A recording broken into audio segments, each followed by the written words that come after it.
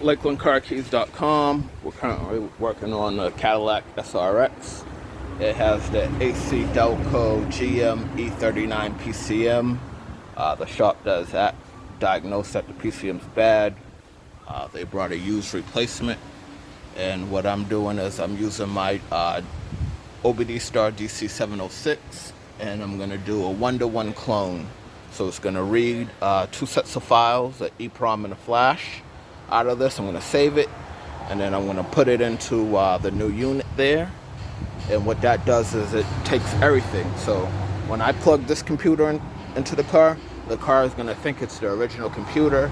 I don't have to do any extra programming, no calibrations, no key programming, nothing. It should be a direct plug in and go.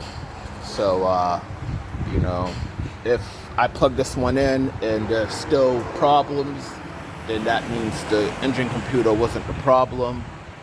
But, again, I didn't diagnose this, so I'm just going to go ahead and do the clone and plug it in and see if we can get it going.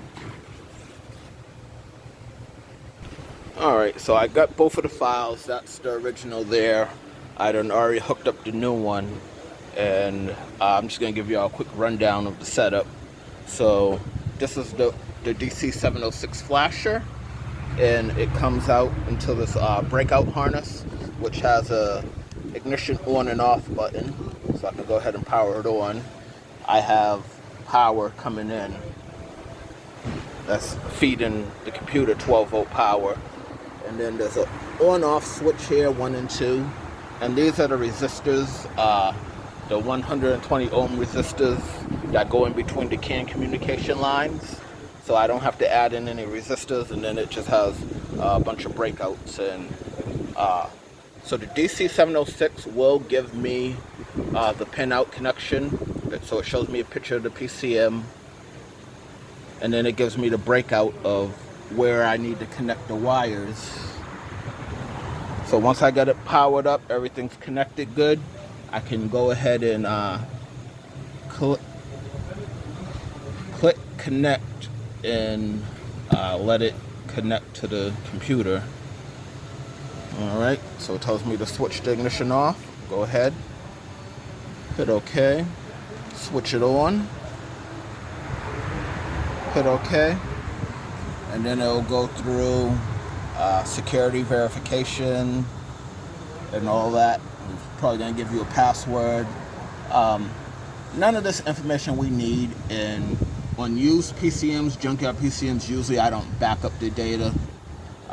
If it's a brand new OEM virgin computer, I'll back it up and save the file, just in case I ever have to virginize the computer. Alright, but see, it saved the shadow flash. It gave us our password, and it says we're successfully connected. So what I'm going to do is I'm going to go back and I'm going to write the internal flash and then write the internal EEPROM with the files that we saved from the original. So just go ahead and hit write internal flash. We're going to load external data. Alright, and then this was the last file I just read right here. E39 flash. Hit OK. Yes. And then it's going to erase what's on there. And the process usually takes about 6-7 minutes to write this flash. So I'll pause it and then come back and we'll write the EEPROM. The EEPROM usually takes about 2 seconds.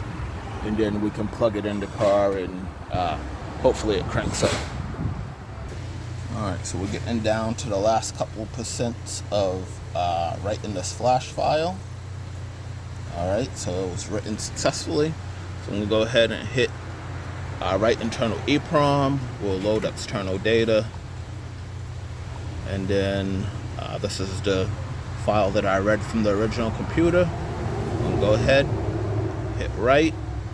Yes.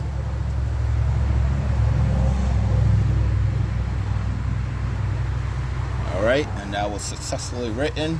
So we can go ahead and disconnect from the ECU, power down the connections. I can go ahead and remove all the pins. Now this should be good to just go ahead and plug in the vehicle and start it up.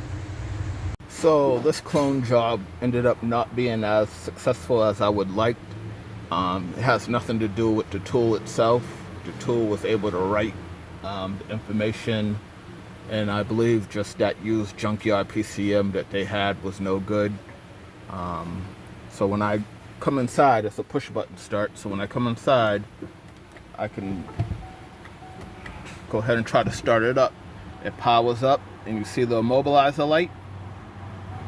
It goes out, so that means it's reading the key information that's stored inside the computer, and the PCM is doing the handshakes that it needs to do with the BCM, and it goes through all the immobilizer checks.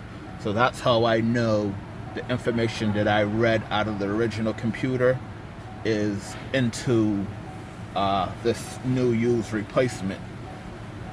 And I actually did go through with another program and try to reflash the computer a second time, and I get the same results.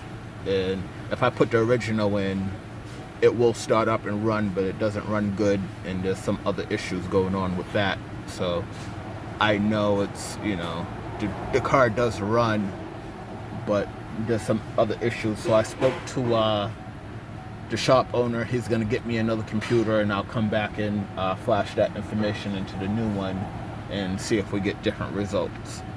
Alright, and stay tuned, watch my videos. I got another video coming up on a Chevy Malibu that I'm going to do a clone on the E39 next. Alright, thanks for watching.